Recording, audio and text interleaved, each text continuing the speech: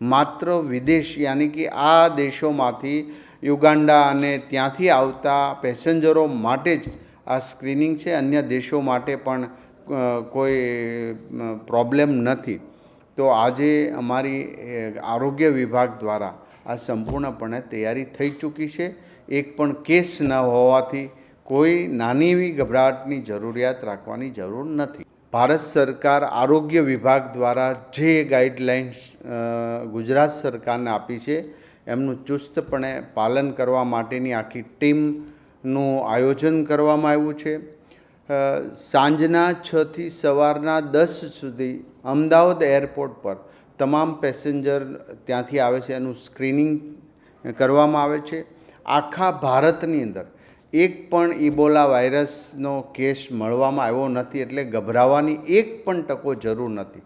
માત્ર એ દેશથી આવતા પેસેન્જરોએ જ ખ્યાલ રાખવાનો છે કે જેથી કરીને બીજા કોઈને ચેપ લાગે નહીં.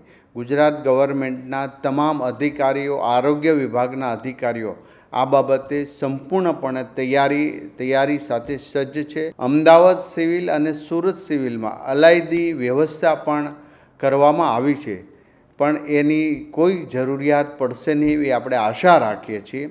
આજે માત્ર એમની તૈયારી માટે અને આવનારા સમયમાં એ દેશની અંદરથી સાઉથ આફ્રિકાથી આવતા લોકોમાંથી કોઈ પણ પેસેન્જર આવે અને શંકાસ્પદ લાગે તો એમની સારવાર માટેની પણ રાજ્ય સરકારે ભારત સરકારની ગાઈડલાઇન પ્રમાણે સંપૂર્ણપણે તૈયારી કરી છે.